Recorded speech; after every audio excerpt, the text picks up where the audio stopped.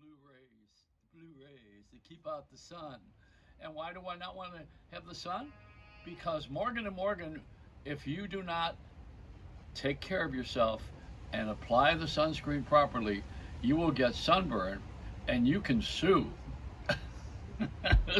They have the sunscreen lawsuit. They did a bulletin on it, breaking news, sue the sunscreen company for X number of dollars, because you got a tan. Now this is where black people aren't in on this. I mean, I don't see many black people hanging around the beach trying to get a tan. I think this is it's already been done. Black people are tanned at birth. And why don't we try to be black? We do. Everybody loves to have a tan because it's appealing. There was a movie star named George Hamilton. He always looked like he was fit, and from the chin up, he was 40 years old when he was actually 80.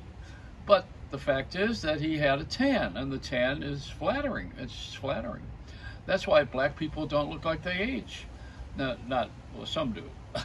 It's, people do age. We do age and die, no matter what nationality or what religion or whatever, wherever we come from in our tribe.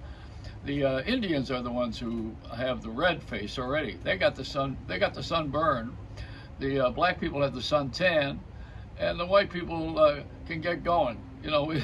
We want to have both of those things, but we don't want to go through the pain of living with other people who have that, because usually you have to do what they do. If you want what I have, you got to do what I do. And I'm not about to do a hip hop thing here, but it's the culture of the day. I mean, you gotta be aggravated du jour. It's what's pissing you off today. That's the first question in the morning, right? All right, God, what am I going to get pissed off at today? What's making me mad so far? Besides the dream I had last night, where I went back with my ex-wife and hired a lawyer for the divorce. See, we didn't do that. I just gave her all the money. That wasn't that much. No contest. See, when you're poor, there's not a lot of arguing that goes on except to get away from someone. But you have to not be into money. And this whole planet is so based on money. And we're the policemen of the world. I mean, now we're going to go back to Afghanistan. I can hardly Afghanistan anything at this point. I can't understand, let alone Afghanistan. Why are we going in there again? We said we're going to get out of there because we don't want any of our troops on their soil. So now you know what they were going to do. Those guys they got their own religion, their own culture. They wear those burqas and those swaddling clothes. Do you know that I had the Prince of Ethiopia, Salazar? What's his name again? I just forgot it for the moment. But he was the Prince of Ethiopia. And I had stayed in my apartment in Harlem. Can you imagine this? He and his wife. They stayed there, and I had hosted them for a speech at the Harvard Club. And I had to, they stayed at my place. They were in my guest room, and I had a wonderful relationship with them.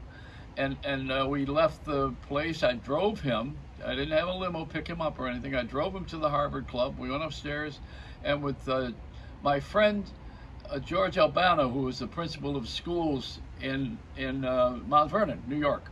He's probably the best school principal I ever met in my life. He put culture in the schools. He had people doing things for him, like Apple was giving computers to the kids without the state having to pay for it, without the county, without the city paying for it. He had brought recording artists there, and dancers and singers and classical music artists to teach the kids. They volunteered their services. He had no boundary. He had boundaries but no borders. The classrooms had walls that were like cubbies, so and they played classical music all throughout the school on the background. So he was great. He had Salazar came over and spoke at the Harvard Club about education and raising the level of consciousness and getting out of poverty in Ethiopia, because you remember Live 8, that was years ago before this event. So here I got the prince staying with me, and he was dressed in his usual garb, the clothes that they wear in that culture. And so when I got up, I introduced him. I says, I had the prince and his wife stay, and they were my guests, stayed in my guest room, and I noticed some of the sheets were missing. I think that's what they're wearing right now.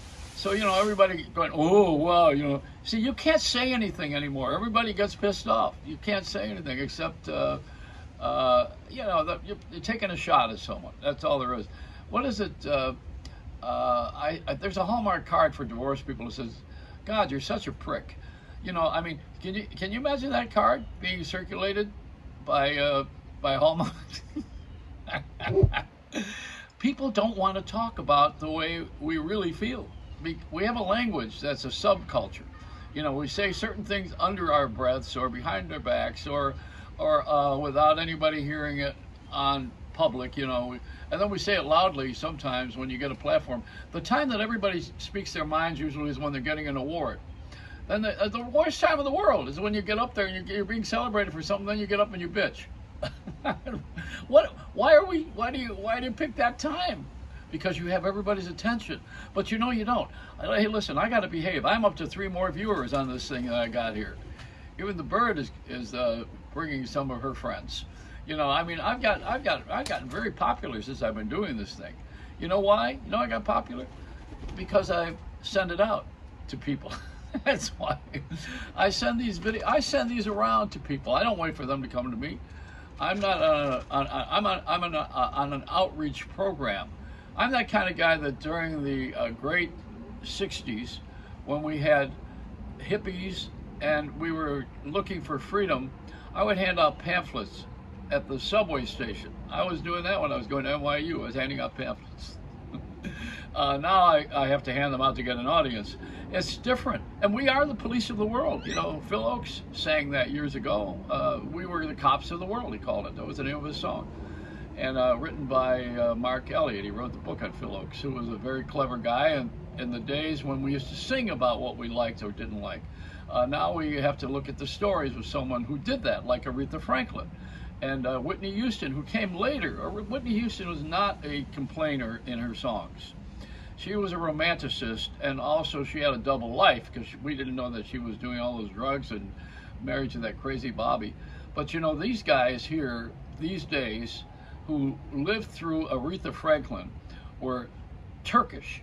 Ahmet Erdogan and his brother Neshui were from Turkey, and they loved America. Turkey is a Western-leaning country. It's a Muslim country, but they're neutral about religion. They still allow you to practice your religion in that country. It's an interesting place because Turkey is the only country in the whole world that's on 2 continents. You go across the bridge and you're in Asia, and meanwhile you're in North America. Somewhere along this historical journey that we're taking, people are going to listen to what I'm saying about the culture. And I want you to know that Aretha Franklin was really a prick. She was not an easy person. She was a church-going person. She sang gospel. She was lovely, and the song about respect was great, but she didn't have a lot of it. And nobody wants to say that. No one wants to say that.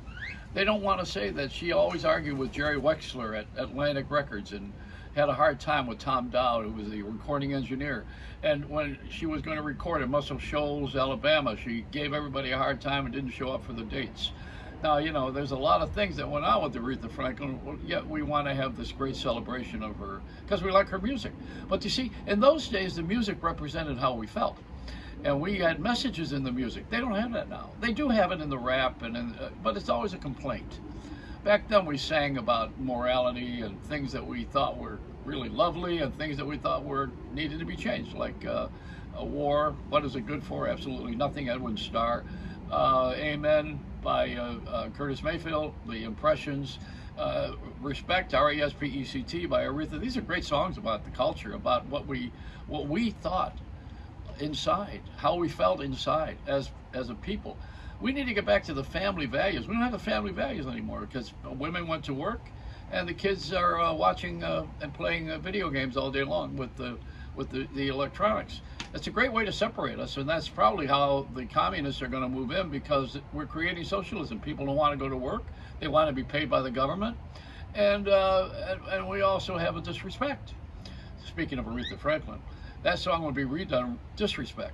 But I don't want it to be that way. It's just the way it is. Is that bird still sitting on me? Is that...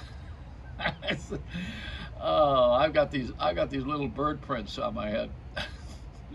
But this is it. I mean, you don't like what I'm saying?